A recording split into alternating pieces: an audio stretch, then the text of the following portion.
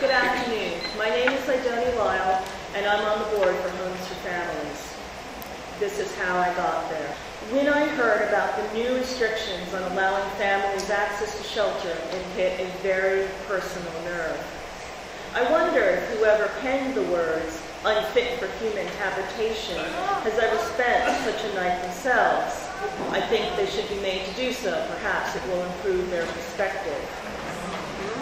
When my teenage daughter and I became homeless in January of 2008, a well-meaning friend offered to take in my daughter. She didn't have room for me.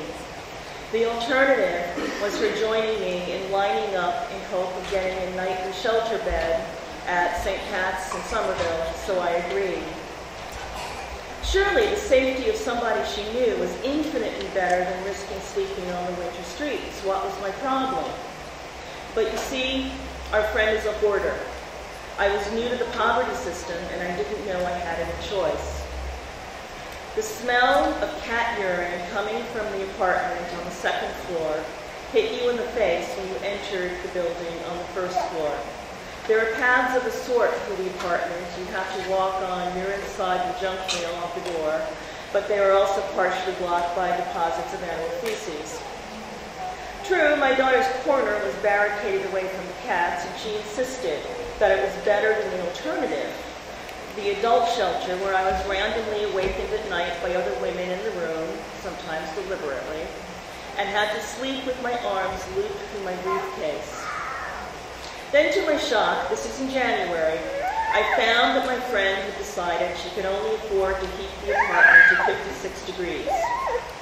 My daughter was walking around muffled in sweaters and a blanket and gloves. I had, by that time, heard of family shelter, and it had to be better than that. So one morning, we gathered our things and went to DTA. And that evening, we were in a warm, clean, safe little room at Casa Nueva Vida in Jamaica Plain. We were lucky. We didn't know that at the time, but looking at these regulations, we were oh so lucky. We were there for 7 months. And I can't say that it was fun, but it was fit for human habitation.